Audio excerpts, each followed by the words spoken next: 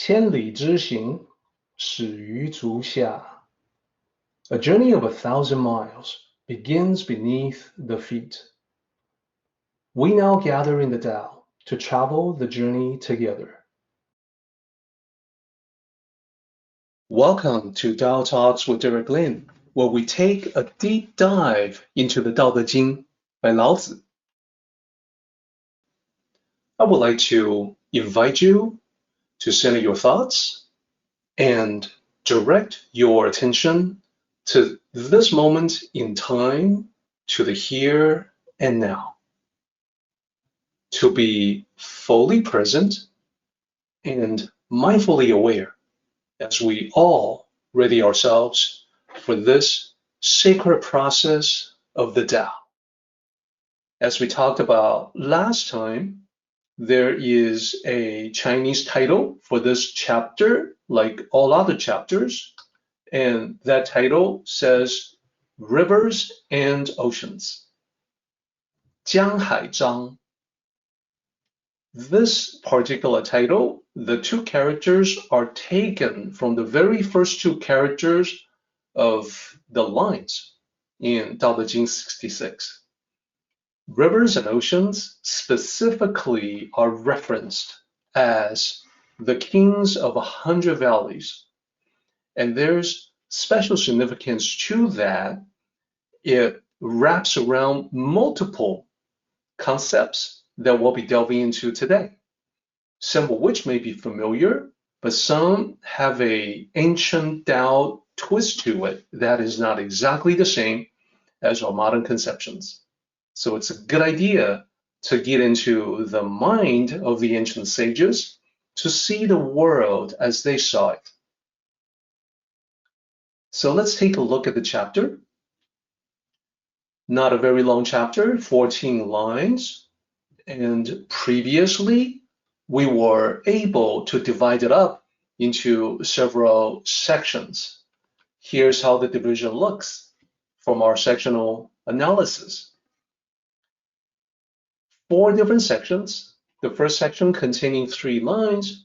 And as you can see, the emphasis in the first 3 lines has to do with the kings of 100 valleys. 百谷王 is the pronunciation in Mandarin. Then, today, we'll be getting into the second section. It starts to talk about how the sages behave in a leadership role. So it goes on, continues on to section 3 to talk about the effect of that leadership to the people, to those who are being led. Then finally, in the 4th section, the conclusion, it's reiterating the overall theme and then brings in the most important point about non-contention. So last time, we barely had time to talk about that sectional analysis that you see here. And then in the line-by-line discussion, we got done with the first line and we were just about to get into the second line. So the recap today is going to be quick. It's just a recap on the first line. And so we may as well set the stage for what is to come. What you can see in this particular slide is that 百谷王, the 3 characters highlighted there, it appears twice, toward the end of line 1 and at the end of line 3. So given the overall brevity, the conciseness of the Tao Te Ching, anything that gets repeated deserves special attention. And the translation, as you saw, is kings of 100 valleys.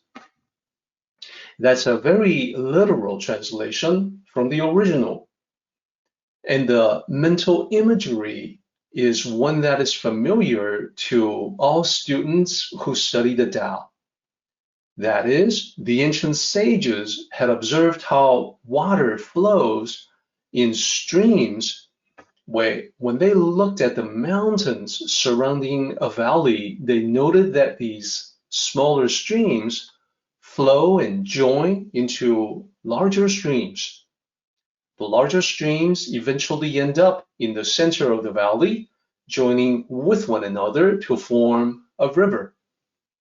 That river empties out of the valley into perhaps yet a larger river outside of it, and eventually into the ocean.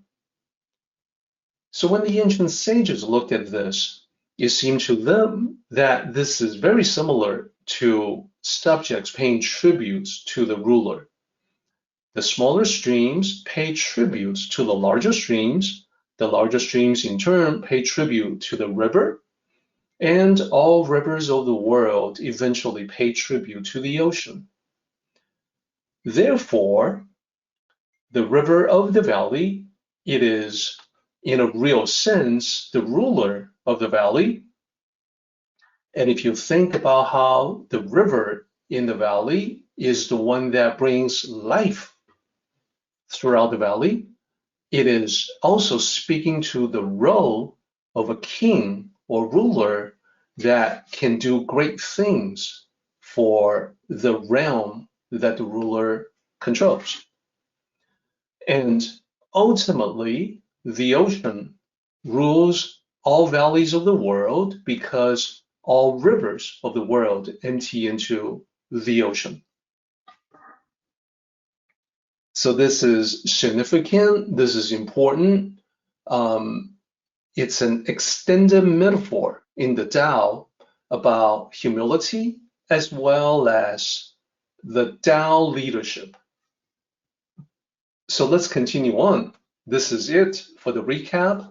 We can now proceed to line 2, where we're going to talk about the next important concept, which is the goodness in staying low. So I've highlighted the 2 characters there that stand for this concept, to stay low, staying low. Let's break them down to see what they say individually, as individual characters.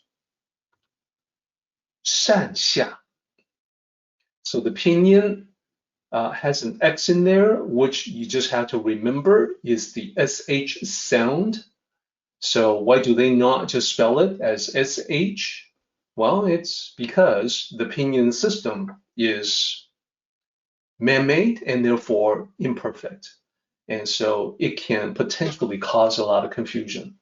So just remember 善下, 2 characters. What do the 2 characters mean? Well, the first character, 善, means good, kind. It can also mean skillful, as being good at something. 下, the second character there, it means low, below, down. The 2 together is talking about staying low as a virtue. Staying low is a goodness. And the ability to stay low is an important part of the Tao. What the ancient sages noted was that the lower the river, the larger and more powerful it is. So the more power of the virtue it possesses. And then ultimately, we talked about how all rivers of the world empty into the ocean, flow into the ocean. Therefore, the ocean is the largest and most powerful of all in this world. And that's because it is the lowest of all. So positionally, it is below all the streams and all the rivers, and that's how the water in those will eventually all flow into the ocean. So this is a direct correspondence to the concept that the ancient sages talked about. The more powerful you become, the more humble you must also be in order to be in accordance with nature. They see all these examples out in nature about the lower you get, the more powerful you become. So they go from there and apply that to rulers and leadership. in the real world, in the human world. Let's zoom in on that concept. Humility, the goodness in staying low. I find that there is a different way to look at it that is different from the conventional thinking about being humble, about the virtue of humility. And let me explain. This is going to be possibly quite different from the way that you're used to thinking about it. So first of all, I'm just reiterating in this slide that in the Tao, to stay low is to be humble. And this is a virtue, this is a goodness. Usually, when I speak with people about arrogance and humility, people, I find, may think about the two as sort of like a yin and yang complementary duality. Sometimes they see it as a spectrum. When they see it as a yin and yang duality, it may look like this. Yin and yang symbol, we've got arrogance on one side, we've got humility on the other side. So someone could be arrogant, and then the counterpart to that is that the person could be humble. Now, if you were to see it as a spectrum, like a personality spectrum, it may look like this. It's like a scale with many shades of gradation from one to the other, gradients from arrogance to being humble. So you can see how people can fall somewhere on this spectrum. If someone is extremely arrogant, that person will be on the far left. If someone is extremely humble, that person will be on the far right. And then what if someone is mostly humble, but maybe a little bit arrogant every now and then? Well, that would then move a little bit to the right, but maybe mostly would move to the left, but mostly remain on the right. So that's kind of how people see it. Now, let me bring up the point where the Tao thinking about this can be different. And this is a concept that I think you won't really find anywhere else except in these discussions that we have every Sunday. Let me ask everyone this question. We talk about moderation as a virtue. We talk about balance as a good thing. So the question is, what would be the balance between the two?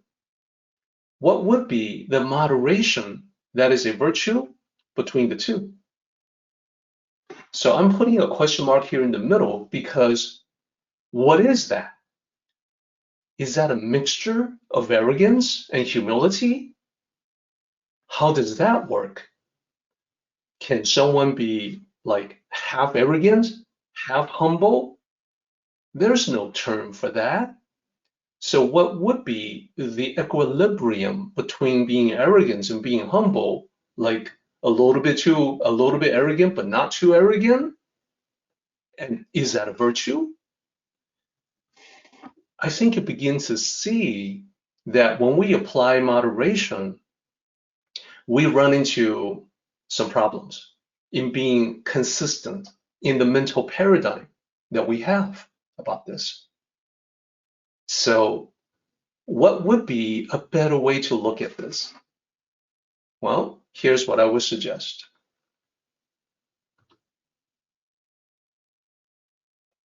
First, let's get clear on what arrogance really is.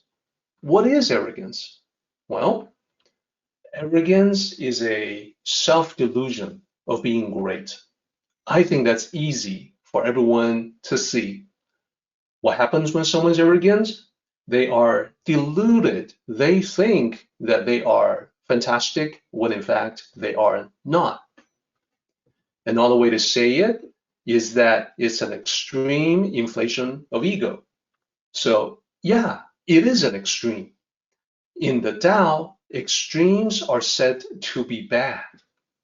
Now, when we apply that idea to the concept that we had before,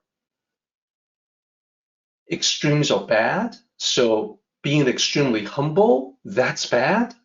Is that what we're trying to say? Well, that doesn't really work.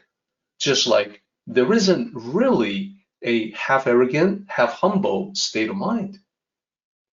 So the better concept is to start out with a better definition that arrogance is the self-delusion of being great.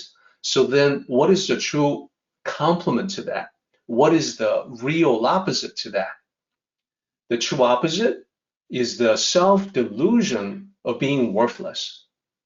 So now we're getting somewhere because we can see how somebody can be extremely self-deluded in being great, and then we can also turn around and see someone else who is extremely self-deluded in being worthless. Neither one is true. They're both extremes. Let's lay them out like this, the yin and yang symbol, and also like this in the personality spectrum. So self-delusion of greatness, we're talking about extreme inflation of ego. Okay, it's an extreme on the spectrum. Extreme is bad. Self-delusion of being worthless, self-humiliation. Humiliation is not humility. Humiliation of the self is feeling degraded, debased, and as I said, worthless. I really suck at it. I am not good enough. I am worth nothing. So self-degradation, self-debasement, that can definitely be an extreme. When we lay it out correctly like this, everything starts to make sense. Humility is not humiliation.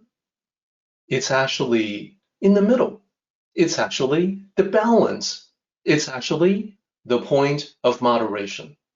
Being humble is between the two extremes. Why? When you're humble, you are not thinking that you are worthless. It's just that you know that you are not fantastic or great or the greatest. So you are avoiding both extremes and you land somewhere in the middle where you are much closer to the reality of the situation. So let me ask everyone this question, looking at this particular scheme. Think about the word confident. What does that mean? And where is it on this scale?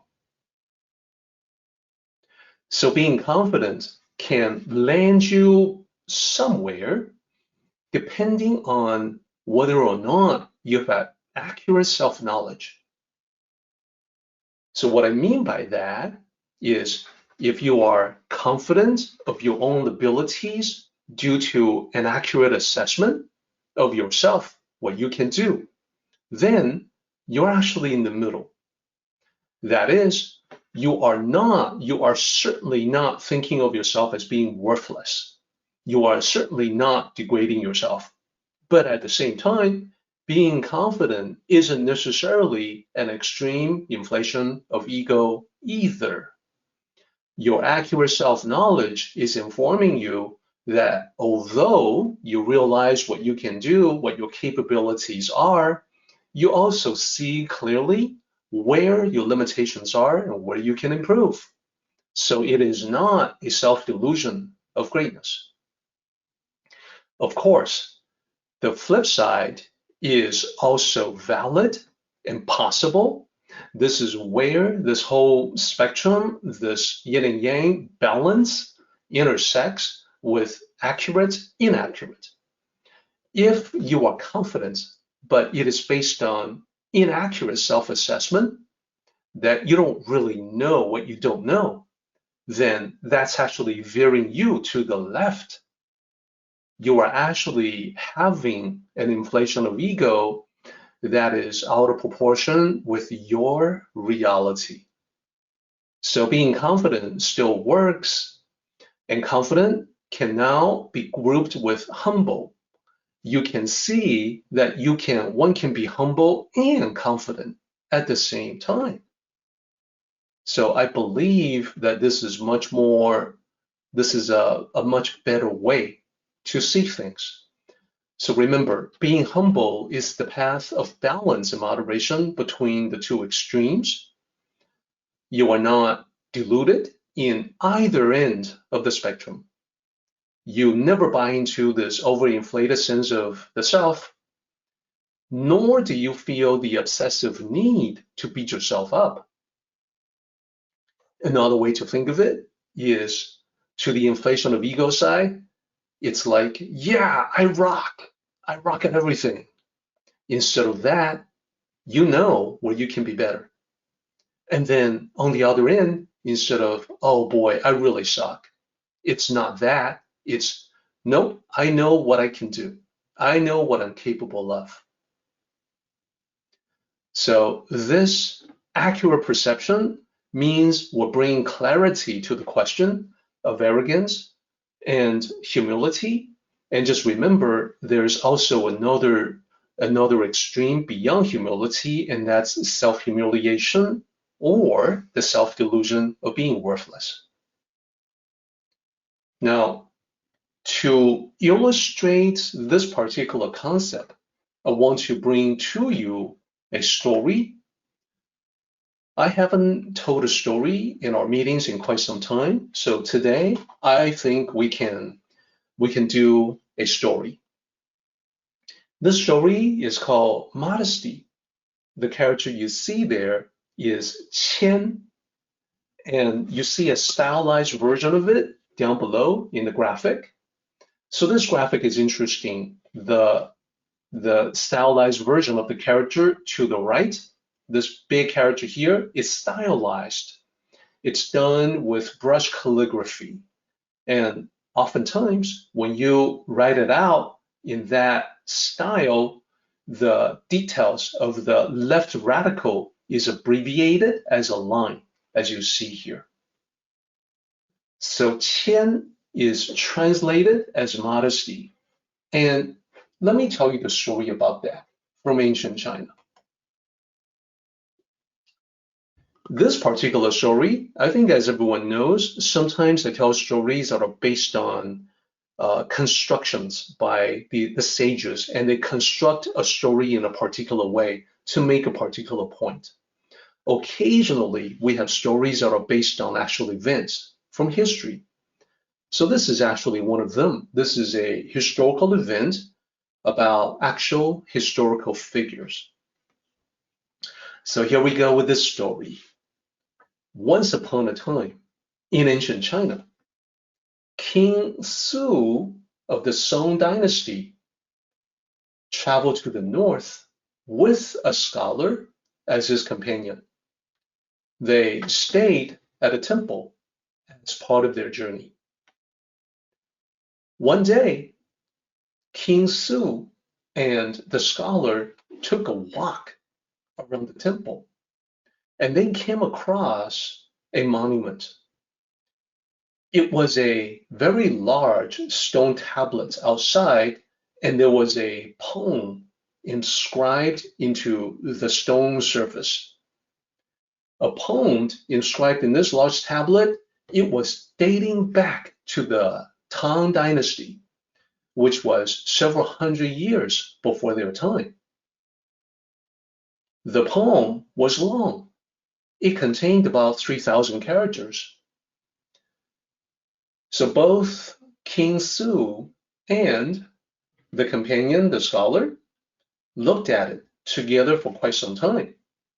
They read the words and they marveled at this poem because it was poetically beautiful. In the extreme, it was created by a truly talented poet from the Tang dynasty. So as they were looking at this, the scholar was a prideful man who was extremely proud of having an exceptional memory. He decided to put that memory to good use. He decided to memorize this beautiful but very long poem right there on the spot. He read it out loud and recited it several times as he walked. King Su walked with him said nothing, and did not seem to pay any particular attention. When they returned to the temple, the scholar wrote down the poem from memory as a way to show off the power of his mind. There were some characters he did not remember clearly, so he left those places blank. When he was done, he calculated them, summed them up. He found that out of about 3,000 characters, he only could not remember about 14 of them. So there were 14 blank spaces in what he wrote. So he felt this was a great demonstration of his ability. 3,000 characters. Who would not be impressed by such a feat? How many people out there could remember even a small fraction of that? So again, he was quite proud. But before he could brag about it, King Su took the writing brush, filled out all 14 missing characters one after another, and then corrected several characters that the scholar memorized wrong. Then he set down the writing brush and resumed a casual conversation he was having with the others in the temple. He acted normally. There was no hint of any arrogance in his expression or demeanor. He did not look at the scholar, with, hey, you may think you are great, but look what I could do. No, there wasn't any of that. So the scholar was shocked. He had no idea the king has such an incredible memory, so much better than his own. He was stunned that King Su was not the least bit conceited, and he did not make a big deal out of it. This incident had a profound effect on the scholar. From that point on, whenever he caught himself about to be arrogant, he would remind himself, he would recall to mind King Su's virtue of humility. This would bring him down to earth, back to the moderation of being humble. The end. So let's talk about this story for just a bit. And before we leave this particular slide, I also want to point out that you are looking at a hexagram in the graphic. Right here in red and blue, I want to talk about what that means. But first, let's discuss the story for just a bit. As you know, I like to have a section called the Tao following every story. What can we learn from this particular story? Well, first of all, in life, it is similar to the story because it is often the people with a little ability that become arrogant. So in the story, the scholar had a good memory, no question about it. To be able to memorize nearly 3,000 characters, that is amazing by any standard. Now, his memory was not perfect. It was not as good as he wanted it to be, and that's why he missed 14 characters. But you see, it is always those whose abilities are not yet perfected. Those are the ones with the possibility of being quite arrogant. What about those who have real mastery? Well, real masters tend to be humble and keep a low profile. This is true pretty much in any discipline, in any field of human endeavor. Those who are masterful tend to be low-key and tend to not have a need to talk about it. The reason is because they don't really have anything more to prove. to anybody. So in general, as you advance in a discipline, whatever that discipline may be, your perception expands. The more you advance, the more you can see in front of you. It's best to understand this from the opposite direction, and that is, when you don't know a whole lot about a discipline, you can't really see that much. You don't know what else is out there for you to learn. You just know what's in front of you. So the spectrum that we looked at before, the scale, I'll call it the ego spectrum. If you recall, from the left, that is the extreme end of self-delusion about being great. In the ego spectrum, as you get more into a subject, a field of study, a discipline, you begin moving, transitioning from the left to the right. Then mastery eventually leads to moderation. Here's how it looks.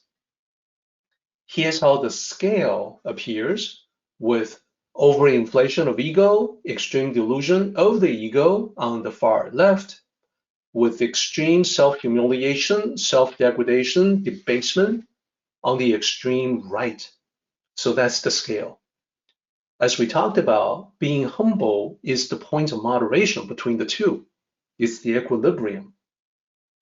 Neither inflated nor humiliating the self. When you begin to learn something, you may be quite arrogant. If so, you're closer to the left extreme. As you learn more, you begin moving toward equilibrium. So when you have total mastery, you are somewhere in the middle. You are humble, got nothing more to prove to yourself, to anyone else. No need to really talk about it. No need to really show off because you know yourself. So that is the moderation. That is the virtue of being humble, or as you see in the title of this particular slide, that's being modest. Being modest is certainly not being ego-driven. It is also not humiliating oneself. So it all makes sense. Now, I mentioned that there was that hexagram we were all looking at just a moment ago. Those hexagram, that particular hexagram and other hexagrams like it come from I Ching. So here, I want to delve a little deeper into that. I Ching, what am I talking about? Well, people say, mispronounce I Ching or I Ching. It's actually I Ching.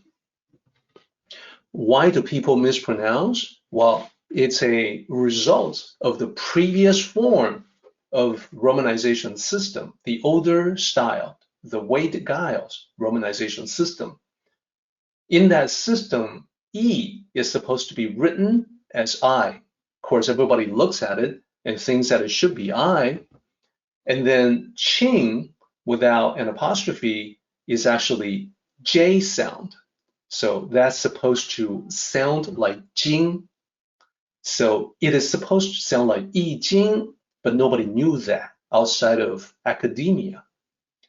Later on, a newer system, the pinyin romanization system, makes it clearer. In this particular case, the romanization system, pinyin is easier to pronounce and be accurate to the original. So I Ching, as you can see there, the one to the left, that's the easier one. It's got 64 hexagrams. So let me bring your attention to the graphic that I have to the right-hand side. You see the yin and yang symbol there. The yin and yang symbol is surrounded by 8 trigrams. And I say trigram because it's basically 3 sticks, either whole or broken.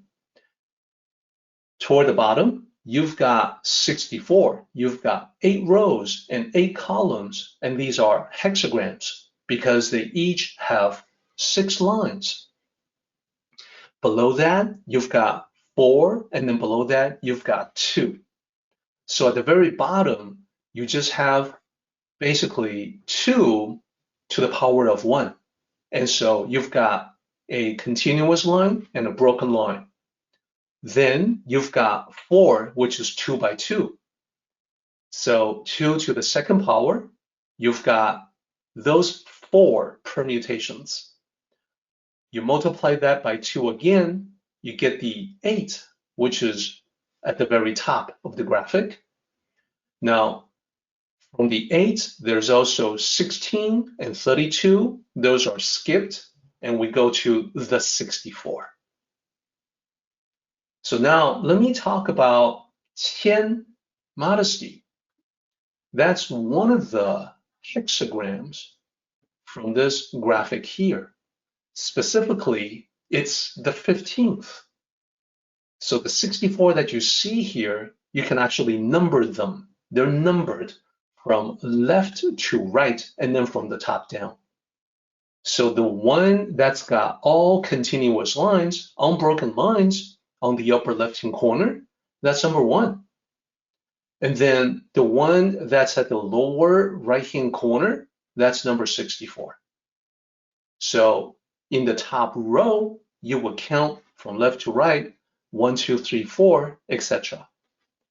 So because of that, you can now see that there's a numerical scheme associated with it, and Qian is the 15th hexagram. And if you were to actually count them, you would see that as part of the 64 there. And let me also talk about Qian, this particular hexagram, and the romanization thereof.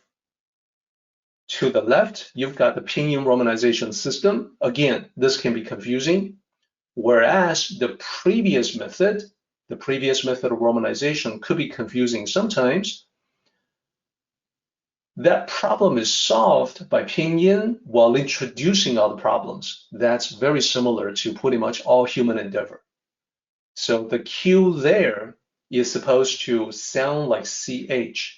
Of course, nobody knows that outside of academia. So in the Qian, in the case of this particular hexagram, it is actually the older romanization system that is easier to pronounce. So the meaning, and this is the way that this particular hexagram is usually translated, it's either modesty or humility or authenticity. The real meaning is like a mixture of all these different translations. To be qian shu, as one example, that means being modest, being humble, and being authentic. So authentic, usually that's a deeper level of meaning. As you saw in the previous slides, when you possess the Tao of humility, it's actually being authentic. You are authentically true to yourself. Knowing what you're capable of, knowing where you have to improve, that's being very authentic. So every hexagram in the I Ching has descriptions associated with it. It's usually just a few brief paragraphs, but they are important. The descriptions are very important because they give meaning to these particular hexagrams. They depict life patterns in life. People have often asked, why is it that when I do a fortune-telling casting of I Ching, I get something that's so eerie in being so accurate?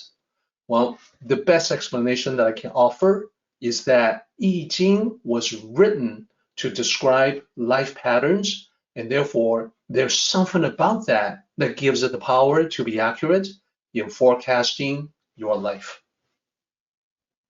So in the description of this particular hexagram, we see the following. There's a lot more text, but I'm isolating these 4 lines. They are poetically constructed, so you can see that there is a whole bunch of repeating characters among them. So these 4 lines, note that they all end on the same character. 千. 4 lines, 4 endings, all the same. So it's making a commentary on the virtue of modesty or humility. Then, if you've been following these talks for some time, you may be able to recognize other characters too.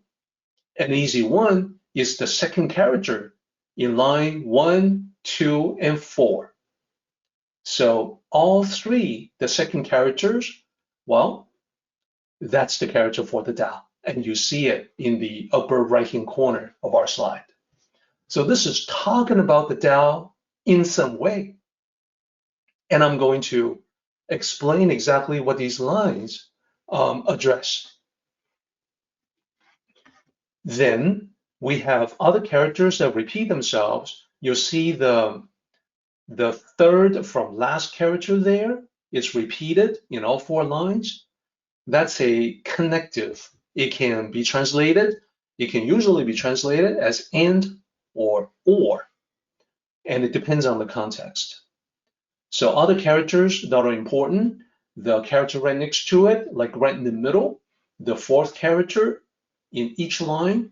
Every line has 7 characters, and the character right in the middle, that is the character for full or overflowing. There's a specific context to that. Just as the last character there, humble, that's the virtue of humility. This character in the middle, full, to be full literally means being full of yourself. Similar to our English expression, if you're full of yourself, you're arrogant. So it's a commentary on arrogance versus humility. Let's dig a little deeper to see exactly what it says. 千, it's a powerful hexagram. And you can see the 6 lines, how it's actually drawn. So I'm making this bigger so it's easier to see.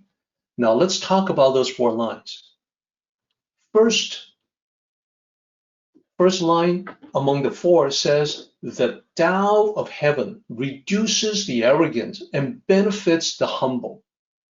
So those characters actually have a deeper level of meaning. The very first character there, that means sky or heaven. And what does it mean, reduces the arrogant and benefits the humble? Well, the ancient sages have noted that the heavenly Tao, the Tao of heaven, synonymous with nature, is something that's a balancing mechanism. If something is too much, it'll take away. If something is insufficient, it will add to balance everything out. There's a heavenly balancing mechanism that governs all and is part of the Tao. Easiest way to see what the ancient sages were thinking is that if you've got something that is too hot, that is heated to a very high temperature, that'll burn your hands if you were to touch it. You take that thing that is too hot, whatever that is, maybe a pot, maybe a container, and you leave it out in the open for a while. What's going to happen, as you know, is that the temperature starts to drop. It starts to cool off.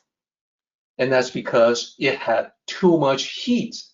So the Tao of heaven is reducing the heat to bring it down to more of a balance.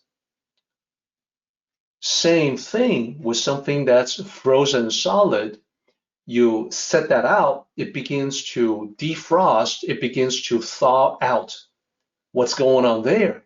Well, it's got too little heat, and therefore nature gives it a little bit more heat to bring it into balance. Same with arrogance and humility. The Tao of heaven operates the same way on those 2 concepts. If someone is too full of himself, well, the heavenly Tao will reduce that. will cause that problem to manifest, therefore cause that person to fail, to take him down a notch or two. Same with humility. In this case, heavenly Tao operates in a way that when someone is humble, that person receives benefits. How does that work? Well, if I am humble in trying to learn something, I gain knowledge. I benefit from the knowledge. So it makes perfect sense. Now, let's take a look at the second line. The second line is about the Tao of earth as opposed to Tao of heaven. And it says the Tao of earth transforms the arrogant and flows to the humble. What is that? Well, similar to the heavenly Tao, elsewhere in the Tao Te Ching, Laozi specifically points out that the Tao of the world or the Tao of earth follows the Tao of heaven or the heavenly Tao. It's a mirror or a reflection of the heavenly Tao. So it too is part of nature, and in the world, those who are arrogant eventually become transformed because they're being reduced by the heavenly Tao. They're being taken away. That overflowing arrogance is getting taken out a bit at a time, and the manifestations in the karmic consequences that this person suffers and therefore must change. So to transform is to change to become a person who's less arrogant. And the Tao of earth flows to the humble. It is very common in the Tao Te Ching to talk about water as the perfect symbolism for humility. Water flows to the lowest point, the places that people dislike. So the Tao of earth is such that water is always flowing to the lowest point. This is exactly in keeping with what we're talking about in line 1. And that is the oceans and the rivers, they are the kings of 100 valleys. So that too makes perfect sense. Then we have another line. Notice that we don't have the Tao in this particular line. We still have the same iteration on arrogance and humility, but instead of heavenly Tao, the Tao of the earth, we don't have Tao in this particular line. What it says is demons and deities harm the arrogant and bless the humble. What is that? Well, the sages have noted long time ago that in all mythology, all the legends, in all the stories, it is invariable that the demons are harming the arrogant to bring them down to size, deities the same, and blessing the humble to give them benefits. And this is because demons and deities, those two are manifestations of the Tao. So they're actually following the same principles. And it's not just demons and deities, it's human beings too. In the last line, the Tao is back in the picture again. It's manifesting here in the second character. What's it talking about? The Tao of people dislikes the arrogant and prefers the humble. Yeah, well, these are now clear as reflections of one another. These 4 lines in I Ching is depicting, in my opinion, a very powerful statement about the world. Naturally, the Tao of people is that nobody likes a show off. We know that. We've seen that. We feel it. Nobody likes the arrogant. Everyone prefers the humble, the gracious, the polite, those who are not full of themselves, those who are humble enough to know they still have a lot to learn. So one last note, and this is why I say that this is the most powerful hexagram. That's not just my opinion. It's what I Ching experts say. And also, following these lines in the I Ching, it basically then goes on to talk about how humility or modesty, if you put it in a place of honor, it will shine. Even if you put it in a place that is lowly, it cannot be surpassed. No matter where you put it, it's good. Then it goes on to say, honorable men can depend on it to the end. Translation, honorable people can always depend on the virtue of humility, the virtue of modesty, no matter what. Use it all your life. So this is why I Ching experts say this hexagram is the best one of all, among all 64. Number 15 is the best among 64. And it's because all the other hexagrams contain elements of danger. Remember, these are life patterns we're talking about.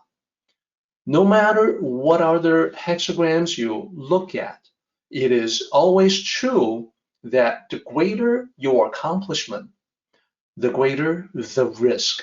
Risk means danger. This concept here, Qian, this is the exception, because no matter what the situation in life, if you keep Qian in your heart, in your mind, everything becomes auspicious. Everything becomes smooth and easy. You will be welcomed no matter where you go. The Tao of people will see to that. Demons and deities provide you with blessings. The heavenly Tao benefits you, and so does the Tao of earth. Goodness flows to you. That is why I say this indeed is the most powerful hexagram in I Ching, and the virtue of modesty, humility, the Tao of humility, this is among the most powerful principles that we can study in the Tao.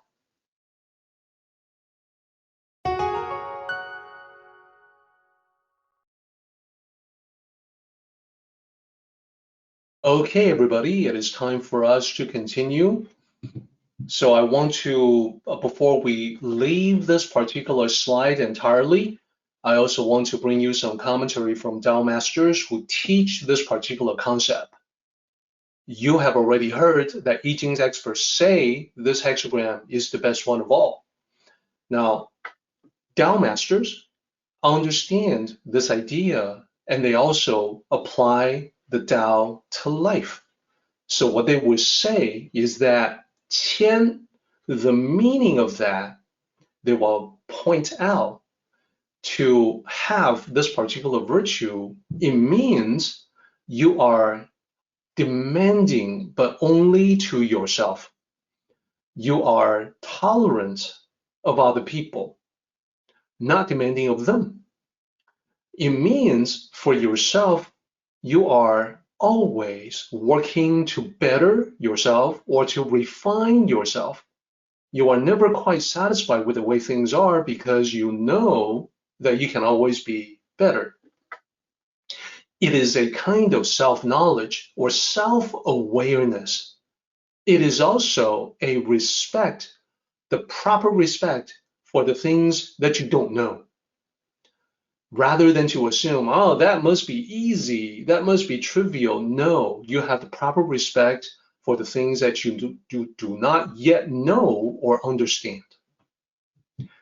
And Tao masters themselves will also say, if you study the I Ching, and if you have time to only study one hexagram, let that be this one, Qian.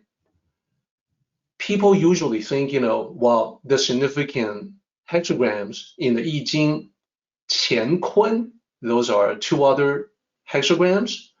They stand in place for yin and yang, so they would seem to be extremely powerful, but no. the one that we really need, Tao masters will say, is Qian. That's because this is the one that points to the number one issue that pretty much everybody has, and that's the problem of arrogance. They stress the importance of humility because arrogance is the biggest problem afflicting pretty much all of humanity. It is also the source of failures, disasters, personal disasters in one's life. It is the most difficult problem to overcome. So that is why this hexagram is the most powerful and the most important. It all comes right down to the fact that I Ching primarily was not meant to be a fortune-telling tool. That's how people are using it. But the wise Tao cultivator know that they have to study the I Ching in order to understand life patterns and to apply those patterns to life to get better at it. This particular lesson that we're talking about today, this is the one where generation after generation, people find the most beneficial. So I am very happy to have had a chance today to share this lesson with everybody. And remember, you must apply this to life. I have applied it to my life, and later on, I will tell you exactly how I have done that. Let's proceed. We are now on line 3. So line 3 reiterates this concept, the kings of 100 valleys. So remember, all Chinese characters are contextual. So the last character in this line, Wang, that's king, ruler. And it can be rulers, plural, kings, plural, depending on the context. It's the same character either way. So in Mandarin, there's no adding S. There's no equivalence of adding S to modify a noun to make it plural instead of singular. Now let's talk about this concept, kings of 100 valleys. This is the leadership of the Tao. The conventional concept of leadership is putting the ruler at the highest point. The ruler is the highest. The Tao paradigm is different. The best ruler of all must be the lowest, the most humble. And the very highest ruler is actually the one that people may not even be aware of. That is a person who conducts his work in leading everybody in a very seamless way that most people do not even perceive. They just feel motivated to do what they ought to do. Okay, so I want to provide an overview of what this means. Being humble as a leader, being humble as a ruler, what does that mean? Well, in the Tao paradigm, it's very specific. Being humble in this context means that the orientation is service. Service orientation, the ruler's decisions are based on dedication to service, to serve everybody. So keep that in mind. Service, extremely important. And the second big thing is in terms of priority. The ruler who is truly humble will always put people's interests first. There's no self-dealing. There's no benefiting oneself. People come first and foremost because the ruler is providing service to them and the utmost dedication in doing so. And lastly, it's about inspiration. It's not about coercion. There's no coercing anyone in the Tao context, in the Tao paradigm. The ruler will influence and inspire, but will not force people to do something that they don't want to do. When people follow a ruler of the Tao, it is because they do so willingly, not because of a command.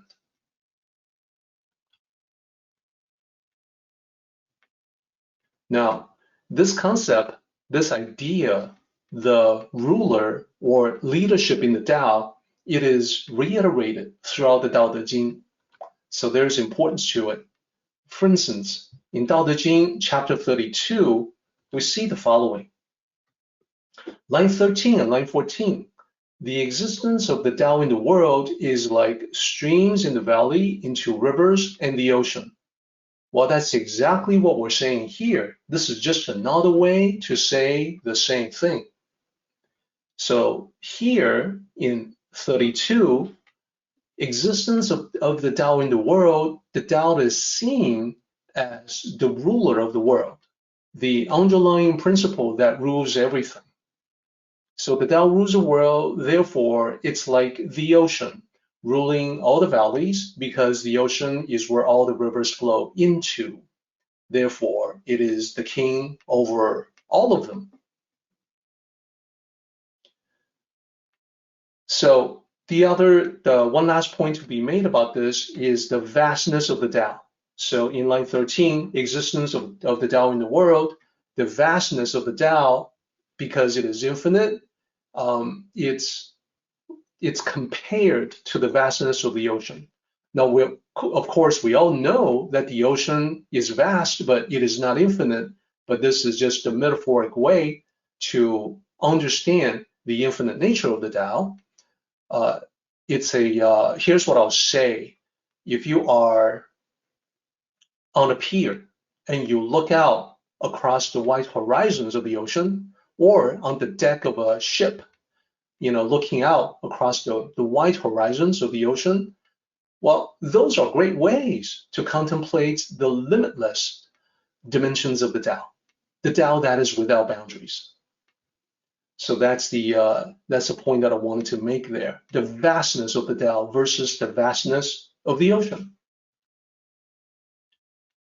And it's not the only instance of reiteration.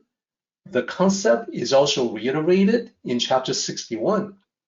And that particular one, we've got the beginning of it saying the large country is like the lowest river, the converging point of the world. Same idea. Smaller rivers flow into the large river, causing the large river, the lowest river, to be powerful. And that's a metaphor for the large country. The large country becomes more powerful because the smaller rivers flow into it, smaller countries pay tribute to the large country. So the paradigm is repeated again, and I think just with the reiteration, you can now see that this concept is very true to the Tao. And we have what we're talking about today is a very accurate representation of it. So lastly, let's do this. What I want to do, I want to present a view of looking out across the vast ocean and then talk about applying the metaphor of the ocean to the Tao cultivator. How should we be as we try to emulate the Tao? We can learn from thinking about the ocean in accordance with what this chapter points out. So we know from this chapter, it says the ocean, it's pointing out that the ocean occupies the lowest position of all. Applying that to us, it means that we as Tao cultivators, we always adhere to the Tao of humility. The ocean is always the lowest position. We are always going to be humble. That's our commitment to the Tao. And as I pointed out, the ocean is incredibly vast. You can find a counterpoint to that in the life of a Tao cultivator. When you study the Tao, you cannot help but have your mind be expanded with the concepts that it presents. The more your mind is expanded, the more it approximates the vastness of the ocean and the infinite extent of the Tao. The Tao is within, so there's a reflection of the Tao inside of you as well. And the more you can expand the dimensions of that, the closer it becomes to the greater Tao. The ocean, we know it is incredibly deep. Map that to the life of a human being, and you can see that a Tao cultivator should be someone who isn't shallow, who's not fixated on surface appearance, someone with depth of character, oftentimes more depth than people realize. And then let's also take a look at what happens with the ocean. It is receptive, it is accepting input from all rivers of the world. And what that means to us as Tao cultivators is that we need to be receptive of all perspectives. You don't need to agree with absolutely every perspective out there. That's not possible. But you need to be open-minded enough to be aware of what they are. And then note, the ocean takes the bad along with the good. Let me point this out. It's not just the rivers that contribute pure water from melted snow into the ocean. Of course not.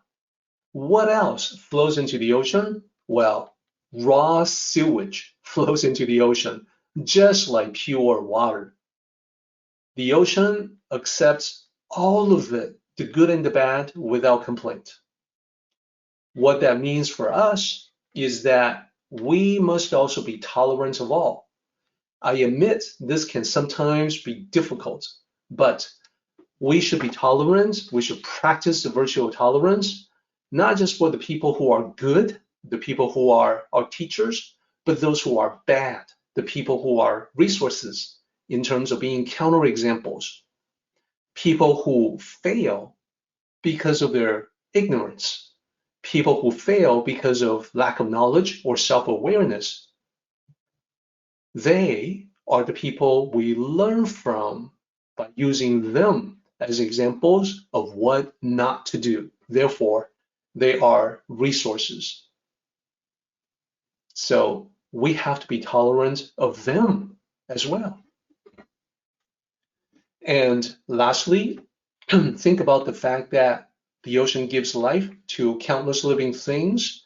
And that's a side comment, not in the slide, but basically, if you think about that, Tao cultivators, we have to be nurturing to all. We have to provide help. We have to provide mentoring.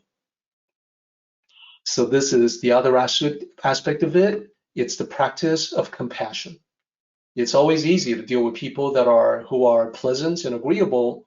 It can be extremely difficult to deal with people who are toxic and negative. So these concepts are easy to understand. And we know that in practice, we can oftentimes be blocked by obstacles like anger and outrage. So we have to continue to work at it until we master these concepts, not just in the mind, but also in daily practice. Let's continue on. So we can now summarize what this chapter says, and we have now talked about the first 3 lines. It's talking about the kings of 100 valleys. We can now see what Lao Tzu is getting at in terms of what he views as being aligned with the Tao, but also what he sees as contrary of the Tao. So I want to offer a couple of metaphors. We already have the king of 100 valleys. Its opposite will be the peak of the mountain. So these are opposites because the king of 100 valleys, like the ocean, is the lowest point. The peak of the mountain will be the highest point. So contrary to the Tao, the conventional concept of leadership, the highest and most visible. The Tao is different. The lowest and most humble, as we have talked about.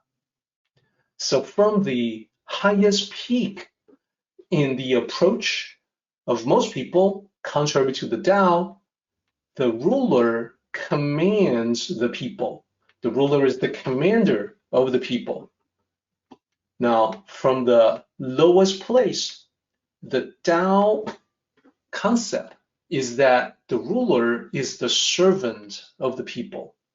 This gets into what we call servant leadership, a modern concept, a modern term, same idea, same wisdom. And we also see that the ruler, conventional ruler at the peak of the mountain, is giving marching orders to all, to everyone. So rather than giving in the Tao paradigm, it is receiving. Receiving, not giving, receiving contributions from all. What do I mean by contributions? I'm talking about skills, talents, ideas, perspectives, input that everyone brings. So whereas the conventional ruler is giving marching orders, the Tao leader is receiving contributions. And this plays into the next part as well. The conventional ruler, the paradigm, is hoarding personal power. To gather up personal power, the more the merrier. In the Tao concept, it is not that at all. It is the harnessing of the collective power.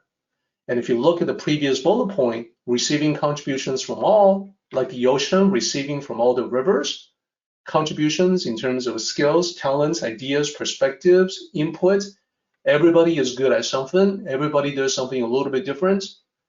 The Tao leadership is harnessing the collecting power for everyone so that the group itself can be the most powerful of all. Not the leader of the Tao, the group itself. So I think this really showcases the concept by using contrast, that which is contrary to the Tao, that which is aligned to the Tao. Let's continue on. We are now in the next section. So I want to take a look at line 4. Line 4 says, thus, if sages wish to be over people, and first I want to isolate the last two characters there. 上民, this is not a common expression in modern Mandarin, although these characters are in common usage, they're not used in this particular way. Literally, these two characters mean, the first one means up or high or higher, above. The second character means people, citizens, subjects. So then let's take a look at the entire line together. Thus, if sages wish to be over people, if sages wish to take a higher position over people, the position of leadership, then this can be any kind of leadership role. When we apply the Tao to real life, we have to look at all aspects of life. It can be any leading role in any setting. In a family, leadership role can be parenting. Among friends, it can mean being the one to initiate an activity. Hey, everybody, you say to your friends, let's go to that place for lunch. For a moment there, you are taking on a leadership role. You are the instigator. In the workplace, it can be a leading role in a project. It can be a supervisory role for other employees. The situation can fluctuate, and you can be called upon to work on a project, but then realize that you have to lead a part of it, that you have specialized knowledge or skills to contribute. So leadership is everywhere in life. And even if you are not finding yourself in a leadership role, understanding the Tao of leadership allows you to pick up, identify, and notice, recognize those who understand the Tao, even if it's only at an intuitive level. So let's take a look at this right here. What must the sages do if the sages wish to be over people? Well, line 5, they must speak humbly to them. Let's go to line 5. What does it mean to speak humbly? We imagine we know what that means, but in the Tao, it's very specific. You have to be humble, yes. What that means is no talking down to anyone. Notice how historically, conventionally, in the real world, those who lead from the peak of the mountain are likely to talk down to the people being led. Like, I know better than you do, that's why I am leading you. That will be a manifestation of arrogance. It's a patronizing tone, as if you are doing them a favor. So that would be the thing to avoid, is to talk down to anyone. Instead, you want to speak at their level. Number 2, no esoteric terms. This is similar to the next one, no fancy expressions. Oftentimes, we see people who do one or the other or both. Either way, it's an attempt to express the ego, as in, hey everybody, look how smart I am. Look at all these terms that I know that are usually not known to most. That's because I am very smart. That's the ego speaking. And then lastly, what it means is no assertions of certitude. To have certitude means to be absolutely certain of your own correctness, sometimes even in the face of contrary evidence. That will be something to avoid in the Tao. So we have some examples that I would like to share with you. This is something that we can talk about more in the next meeting. But I have a slide here to talk about speaking humbly, and I have a column for not quite the Tao, and I have another one for closer to the Tao. Not quite the Tao, what do I mean? When I say, actually, that's not true, or you're wrong about that. Now, these are phrases that are not unusual, not seen as especially arrogant. Why do I say that these are not quite the Tao? This is because I have been the one to use these expressions, and now I feel that those expressions are not quite the Tao. Let me be a little more specific.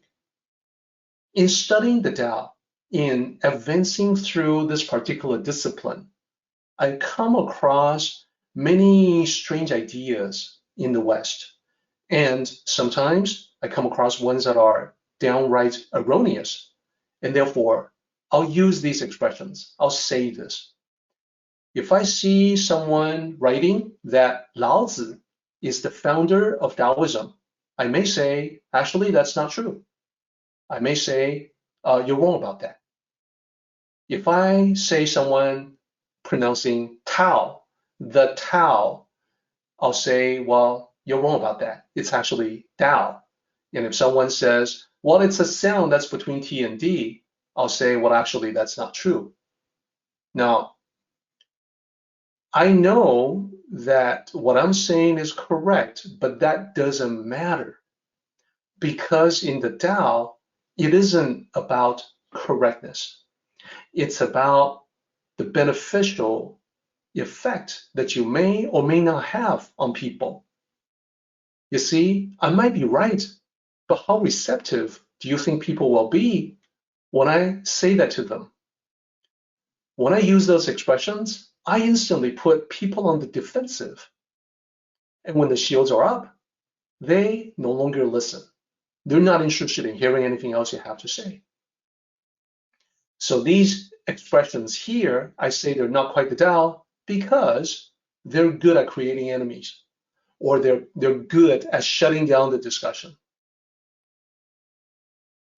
Now, it's the same with these other two. Well, that's a misconception. Well, that's just your hang up. So for instance, occasionally I'll hear people say, express the opinion, I got rid of my to-do list because I practice the Tao and there's no to-do list in the Tao. And I'll say, well, that's a misconception. And there are people who say that, well, Derek, you're always talking about the Tao as if it's self-help. And the Tao is not self-help. It's a philosophy. And I'll say, well, that's just your hang-up. And same with the to-do list. Hey, that's just your hang-up. I see that you have negative experience in the past with to-do lists. They stressed you out. You've seen self-help providing all kinds of false advice and sometimes harming people. And therefore, that negative experience is causing you to have negative opinions about them because you see the Tao as being great. You don't want to include them. Well, same thing. It doesn't matter if I'm correct or incorrect. I say those expressions and I'm instantly being blocked by people because I put them on the defensive. I am not being good in the Tao context by being humble. These expressions are actually veering toward the arrogant. This is not in accordance with Qian, the most powerful hexagram of all in I Ching. So I think you can see that these are things that we have to watch out for. And you can also see, I think, that there's much more in this slide that we can talk about. I think we're going to have to go to the summary now because we're getting close to the top of the hour. So next time, we'll pick it up again at this slide and talk about more examples. And believe me, I have done many other things that are contrary to the Tao. I have made mistakes. I now realize that. And now I am ready to change in accordance with the Tao of Earth to transform myself into a more humble person. So this is going to be a very personal discussion, and I hope you will be able to join me for that. For now, let's go to the summary. How do we apply the Tao Te Ching? Let's take a look at part 1 of the summary for 66. We talked about Shan Xia, the goodness of staying low. The visualization that I talked about last time and we repeated this time is the streams of the valley flowing into rivers and then eventually flowing into the ocean. The Tao of leadership is the servant leadership. That's the modern term for that. It means dedication to service. It means the people's best interests come first. And it also means that the servant leader or the Tao leader must inspire rather than to coerce. So that's the summary, part 1. Part 2 is focusing on the king of 100 valleys. There are specific requirements to do that. We have talked about only number 1, so the other 2 are going to be previews for next time. First, we have to speak humbly. No one is always right. There's always the possibility that one can be wrong. We'll talk more about that next time. Number 2, provide support. In particular, provide support as a foundation or from the back. This is something that people become aware of and they really appreciate. Number 3, you must bring the peace. This is about non-contention. Think about the world today. I think you would agree with me that the world at large already has too much contention. At the global level, there is war and bloodshed. At the national level, we have a deeply divided society. We have real issues that we must deal with. But we cannot do so while being contentious against one another. Therefore, in our daily lives, we can all play a role in making the world a little brighter, a little more harmonious. We should start by establishing peace within the heart, within the mind, and let that peace influence other people around us. This is something that applies at home, in the workplace, in the community, everywhere. So I hope you take away from today's discussion the paramount need for the Tao of humility, for supporting other people, and for non-contention. Our meeting has come to an end, but the journey continues on. Let us all travel safely so we can meet again. Until next time, may the Tao fill you with peace and happiness.